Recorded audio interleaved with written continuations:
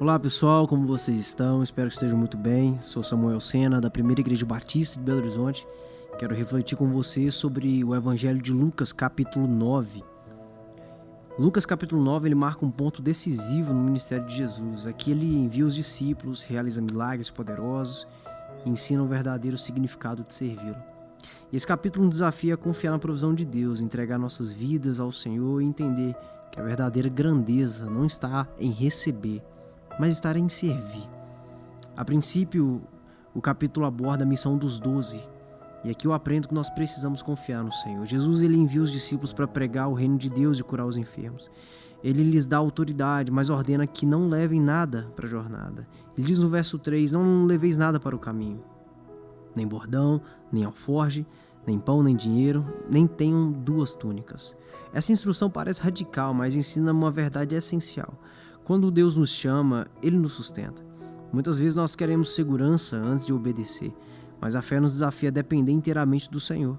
Estamos confiando nele para suprir nossa necessidade enquanto cumprimos a nossa missão.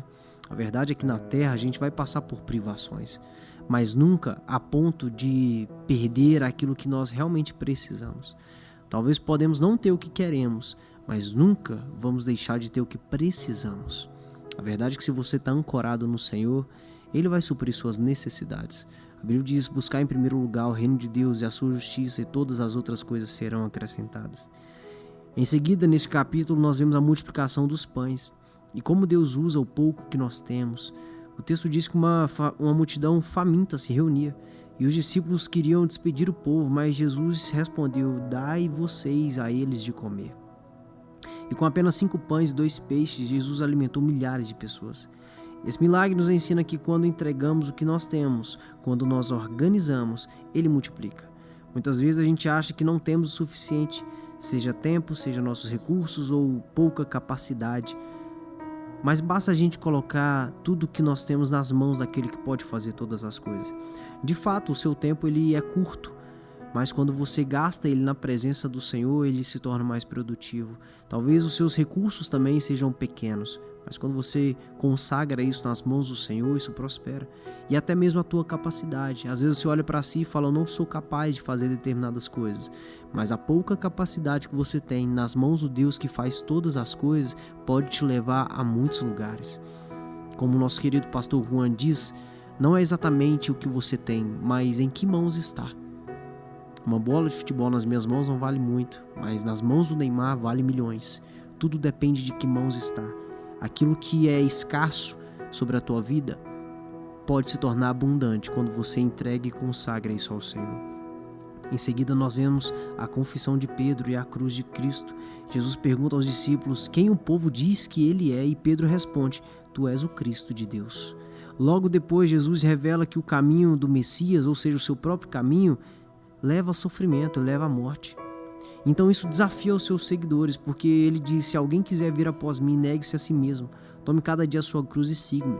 Seguir Jesus não é apenas uma decisão momentânea, mas é um compromisso diário, porque se até mesmo o próprio Cristo passou por privações, mesmo ele sendo Deus, quanto mais nós. Se até o próprio Cristo passou por sofrimento, sendo perfeito, por que nós não passaríamos? Muitas vezes nós queremos o benefício do Evangelho, mas sem o custo do discipulado. Mas Jesus nos chama a abrir mão da nossa vontade, tomar a nossa cruz e seguir a Ele, confiando que vida verdadeira só encontramos nele. Até porque Ele mesmo diz, tomai sobre mim o meu fardo, porque o meu fardo é leve. Tome sobre mim o meu jugo, porque o meu jugo é leve. E às vezes tem muita gente vivendo longe do Senhor, achando que é mais fácil, achando que é mais tranquilo, mas a verdade é que está carregando fardos que não podem suportar. Não estou dizendo que seguir a Cristo é fácil, seguir a Cristo também tem os seus desafios, mas a diferença é que com o Senhor existe alguém caminhando com você. Ele divide o fardo, mas longe do Senhor você carrega sozinho o fardo do pecado que te leva à morte. Em seguida, nesse texto nós vemos a transfiguração. Jesus leva Pedro, Tiago e João ao monte e ali ele é transfigurado diante deles, revelando sua glória divina. Moisés e Elias aparecem também, representando a lei e os profetas, e uma voz do céu declara, este é o meu filho, o meu eleito, a ele ouvi. É o que diz no verso 35. Essa visão reforça que Jesus não é apenas um mestre ou um profeta, mas ele é o próprio Filho de Deus e que nós precisamos ouvi-lo acima de todas as outras vozes e nos render completamente à sua vontade. E em quinto lugar, quem é o maior no reino? Aprendemos aqui sobre a verdadeira grandeza. Os discípulos começaram a discutir sobre quem era o maior e Jesus ensina: aquele entre vós que for o menor, esse será maior, esse será o grande. E no reino de Deus, a matemática é inversa.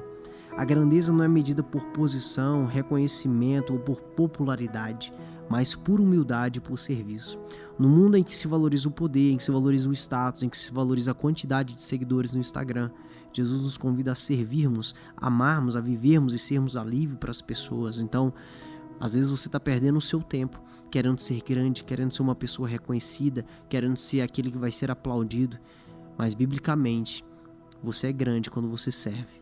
Quando é você que abaixa para amarrar os sapatos de alguém. Quando é você que abaixa para limpar os pés de alguém, para lavar os pés do seu irmão.